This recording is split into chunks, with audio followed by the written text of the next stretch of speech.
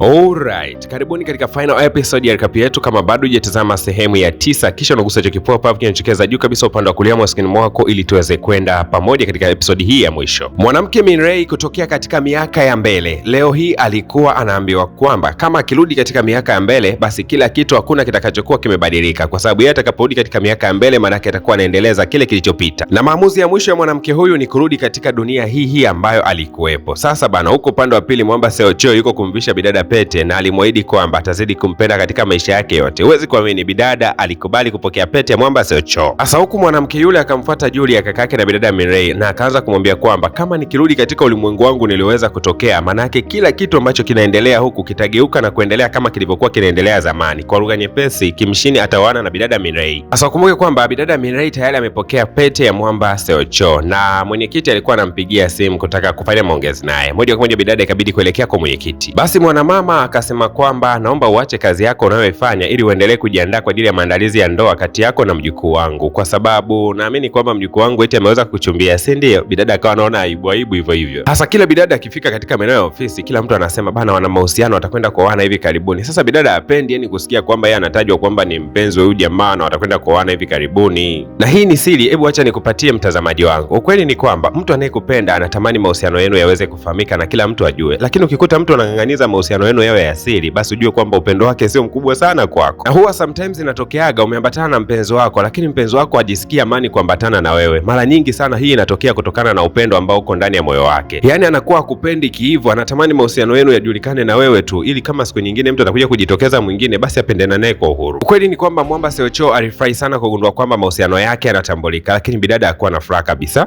Hasa kila sehemu ambayo bidada Min Rae anapita anasikia kwamba bana ana date na yule Mwamba ambaye ni mkurugenzi katika hii kampuni. Basi akawa anaona aibu sana, akamfuata kaka yake akasema, kaka, naomba unihamishie katika department nyingine, sitaki kabisa kukaa na hawa watu. Na siku ya leo bidada Min Rae alikuwa anajiandaa kwa ajili ya party itakayokwenda kufanyika nyakati za usiku na Mwamba Seo Cho, lakini kila akijipulizia hii perfume anamkumbuka Mwamba kimshini, kwani hii ndio perfume alikuwa anajipulizia kila anapokwenda kukutana na jamaa. Sasa bwana we, katika hii party kumbe naye Mwamba kimshini alikuwepo. We, wakajikuta tu wanaenda kukaa katika meza moja wakaendelea kupiga story. Wakati wote Mwamba akimtazama bidada Min Rae haamini kabisa kwamba ameweza kuvaa pete ya uchumba kutokea kwa Mwamba Seo Cho. Bidada alikuwa anaonekana mwenye furaha sana, kila wakati anapoongea na Seo Cho anatabasamu tu, lakini sisi tunajua siri yake kwamba ndani ya mtima wake kimoyo kinadunda tu. Baada ya kula sana misosi wakawa wametoka nje kwenda kupunga hewa. Kwa bahati iliyo mbaya, bidada Min Rae kwa huku nje akakutana na Mwamba kimshini. Basi kimshini akawa anasema kwamba aisee, kapo yenu imependeza, yani mnapendezana sana na Seo Cho. Haya maneno yaliingia ndani ya mtima wa bidada na alijikuta mwenye mawazo sana, yani akarudi mpaka nyumbani bado anaendelea kuwaza tu. Yani asubuhi ilipoweza kufika akamshuhudia kakake Julian akiwa anajiandaa hivyo, amebeba begi, ni kama alikuwa anaelekea sehemu. Kumbe kaka mtu alikuwa anaelekea hospitalini, ila anafika hospitalini si anakutana na Mwamba kimshini huku. Kumbe Mwamba kimshini alijua kabisa kwamba kaka mtu siku leo atakwenda hospitalini, lakini anakwenda akiwa yuko peke yake. Kwa hiyo alikuja kumsimamia tu wakati wote operation. Lakini pia Min Rae kutokea katika miaka ya baadaye alikuwa na hofu sana na kaka yake ambaye ameelekea hospitali siku ya leo. Moja kwa moja bana akatafuta upenyo na moja kwa moja akawa anaelekea huko hospitali. Baada ya operation kuweza kwenda vizuri kabisa, Mwamba kimshini alipata habari ya kwamba Min Rae anakuja sio muda mrefu. Haraka sana akawa ameondoka katika lile eneo, hakutaka kabisa Min Rae amkute hapo. Na Mwamba kimshini akawa anaongea na huyu mwanamke nje kidogo ya hospitali. Huyu mwanamke akawa anasema kwamba mpaka dakika hii future yenu itakuwa sio mbaya kwa sababu mmeweza kuachana. Mwamba alifurahi kweli kweli, japokuwa alisema ninaumia sana kwa sababu nimeachana na mwanamke ambaye nilikuwa nampenda. Bidada Min Rae ndio kwa mara ya kwanza anajua kwamba kaka yake alikuwa anaumwa na siku ya leo alikuwa anatoka kufanyia operation, na operation umeenda vizuri kabisa, kwa kaka mtu atakopo yuko vizuri. Bidada alifurahi kweli kweli, lakini akasema kwa nini uliweka siri kaka? Sasa bidada anaelekea katika kaunta kwenda kulipia bili ya upasuaji iliyoweza kufanyika. Anashangaa kuona kwamba kuna Mwamba eti anaitwa kimshini amelipa bili yote. Basi Min Rae akaamua kumpigia Mwamba kimshini simu kujua kwamba jamaa amefanya jambo la msingi, hivyo anapaswa kumshukuru, lakini jamaa wala alikuwa apokee simu. Sasa hivi anashinda na wakubwa tu, yani anapiga gofu kama kawaida. Sasa Mwamba kimshini kumbuka kwamba ameajiriwa katika kampuni nyingine kabisa ndiko anakofanyia kazi, ila sasa walikuwa wanamshawishi kwamba aweze kutoa taarifa za ile kampuni aliyoweza kutokea ili angalau aweze kuishinda, lakini Mwamba akasema tunatakiwa kuwa na mipango mikakati mizuri ya kufanya kazi vizuri, sio kutoa taarifa za kampuni nyingine, siwezi. Sasa bidada Min Rae kama mwandishi wa habari siku ya leo alikuwa akipita mitaani na akakutana na mtu mmoja ambaye ameandika bango kwamba naikum kampuni ya TK kwa kuweza kumsababishia mwanangu madhara kutokana na kemikali walizokuwa wanazizalisha kiwandani kwao. Naomba serikali itazame jambo hili. Bidada akamwahidi Mwamba huyu kwamba ataripoti habari yake. Bidada Min Rae alipoweza kutoka hapo, moja kwa moja alielekea katika makao makuu ya ofisi yao na akawapa hiyo habari. Wakamwambia kwamba huruhusiwi kabisa kuripoti habari za TK,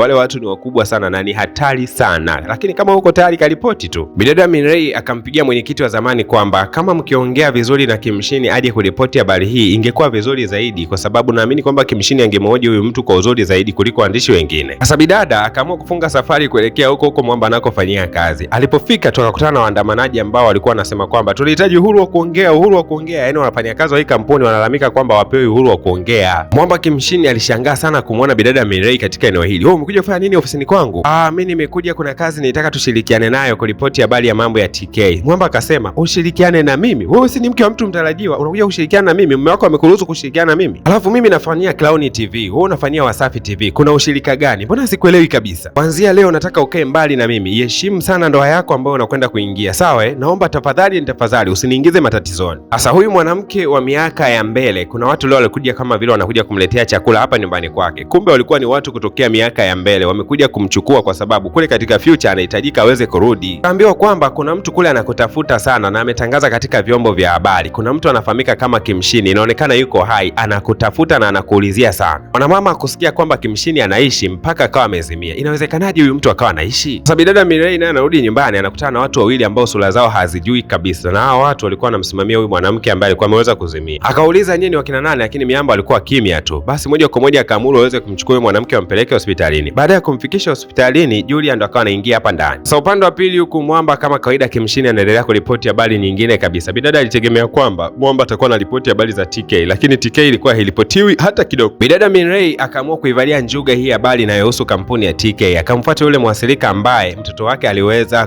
kuuliwa kutokana na kemikali za uzalisho na kiwanda cha TK. Bidada Mirei akawa amepigiwa simu kwamba kule katika hospitali hali ni mbaya zaidi. Inaonekana huyu mwanamke kila siku inayozidi kwenda anazidi kuzeeka kwa haraka sana. Alafu ameamka hana kumbukumbu, anasema tu namtafuta Kimshini wangu yuko wapi? So alipoweza kuondoka pale hospitalini na kumtuliza yule mwanamke, wakawa wanaelekea katika kikao cha familia ambapo Julia pamoja na bidada Mirei walikuwa wanaelekea katika familia ya Mwamba Seocho kujadili masuala mazima ya ndoa yao. Sasa yule bibi mtu ambaye alikuwa ni mwenyekiti wa kwanza akaanza kusema kwamba bidada Mirei, elimu yako ya kidato cha 4 haifai kabisa. Unatakiwa kwenda shule ukajiongezea elimu ili angalau unapotembea na mwanangu mjukuu wangu, basi angalau muwe mna mechi bana, elimu zenu zote zinafanana kidogo, wote muwe na masters. Na bidada Mirei haya ndo mambo alikuwa hayataki kabisa kuoana na matajiri kwa sababu ya haya vitu kama hivi. Yaani kuanza kupelekeshana uishi kwenye ardhi hii na hii, yeye atakage mambo hayo. Sasa bidada Mirei alipotoka pale nyumbani akaanza kumwambia Mwamba, mimi masuala ya kusoma tena wapi na wapi bana, mimi sitaki kabisa vitu hivyo. Mimi natakiwa kutengeneza maisha. Lakini Mwamba akamwambia kaongeze tu elimu wala usiofu. Kupata masters ni miaka kama 4 au 5 tu. Yaani unaichukulia miaka 4 5 michache, yaani nikapate degree nikapate masters, vitu kama hivyo wewe unaona ni vichache eti Hasa angalia mambo yalivyo tofauti. Wakati huyu bidada anakasirika sana kurudi darasani, lakini bidada Joyan alikuwa amepata scholarship ya kwenda kusoma nje ya nchi. Alikuwa amefurahi sana. Akamfuata Mwamba Kimshini kwenda kumwomba ushauri endaje yuko nje ya nchi. Hasa Mwamba Kimshini naye akiwa anatembea kidogo katika maeneo ya mitaa, akakutana na yule mzee ambaye mtoto wake alikufa kutokana na madhara ya kemikali zinazozalishwa na kiwanda cha PK. Basi akamtazama kwa huzuni sana na alimuonea huruma mtu huyu. Sasa Mwamba akiwa katika dimbwi kubwa sana la mawazo, alikuja mzee fulani hivi akasema, kama usipoiripoti hiyo habari basi utakuwa na hatima nzuri sana na kuna uwezekano utakuja mpaka kuja kuwa waziri wa masuala ya habari. Lakini kama ukiripoti habari hiyo ya PK basi utakuwa na hatima mbaya na itakuja kusababishia maisha magumu sana baadaye. Ikabidi Mwamba Kimshini aulize, wewe ni nani? Jamaa akasema, mimi ni Kimshini wa baadaye. Kwa huyu bana ndio Kimshini wa miaka ya mbele. Basi ikabidi Kimshini wa sasa aulize, hatima yangu na bidada Mirei iko vipi? Mwamba akasema, hatima yako na bidada Mirei itategemeana na maamuzi yako ya sasa. Kisha akawa ameondoka. Hasa ilipofika muda wa kutangaza habari, Mwamba Kimshini ana machaguo mawili tu: aitangaze habari ya yule mzee ambaye mtoto wake alifariki kutokana na madhara yaliyosababishwa na kiwanda cha PK, ama asitangaze. Na kama asipoitangaza atakuwa na hatima nzuri sana ya maisha baadaye. Huwezi kuamini, Mwamba Kimshini aliamua kuitangaza ile habari kama ilivyo. Jamaa alikuwa tayari kuishi hata maisha magumu, lakini muhimu ukweli akausema. Na Mwamba alimwambia kila mtu, ni muhimu tukausema ukweli, tukatumikia nafasi zetu za uandishi wa habari kwa uaminifu, kuwatetea watu na sio kutetea maslahi ya watu wenye nguvu. Sasa mshikaji bana, kesho yake anarudi ofisini, si anaambiwa kwamba amefukuzwa kazi. Kama ambavyo ilitabiriwa, mambo yameshaanza kutimia. Sasa bidada Mirei, kwa kuwa hata yeye amewahi kumfanyia interview yule mzee, basi akasema, mimi nina taarifa yote, naomba kaka tuitangaze habari hii hata katika televisheni yetu. Kadri itakavyokuwa habari hii inatangazwa katika vituo vingi vya televisheni, basi serikali itaitilia nguvu na kufanyia kazi jambo hilo. Kaka mtu akamwambia bidada Mirei kwamba utaingia katika matatizo makubwa sana kwa kufanya hivyo, achana kabisa na hayo mambo. Lakini mdogo mtu akamwambia, kaka, yani uko tayari kutumikia matumbo na sio kutumikia taaluma yako ya uandishi wa habari? Maneno haya yalimfanya kaka mtu apate ujasiri na kusema kwamba hata yeye atakwenda kuitangaza habari hiyo katika kituo chao cha television. Kaka mtu akaenda kuifikishia timu nzima juu ya ile habari, lakini wakasema kwamba sisi tuko tayari kuifanyia kazi hiyo habari, lakini pointi ya msingi ni kwamba je, uongozi utakubali? Baada ya kupeleka proposal kwa kiongozi aligundua kabisa kwamba bidada anataka kumsaidia Mwamba Kimshini, lakini kwa kuwa wanakwenda kutimiza wajibu wa kihabari, Mwamba alikubali kabisa waitoe ile habari kama kawaida. Kumbuka kwamba bibi yake na Mwamba Seocho hajui jambo hili kwamba kuna kipindi ambacho kitakwenda kutangaza kuhusiana na TK Group. Basi moja kwa moja wakaendelea kuitangaza ile habari, na bidada Minrei alionekana mbele ya screen akiwa anaonyesha madhara ya kemikali inayotengenezwa na kiwanda cha TK.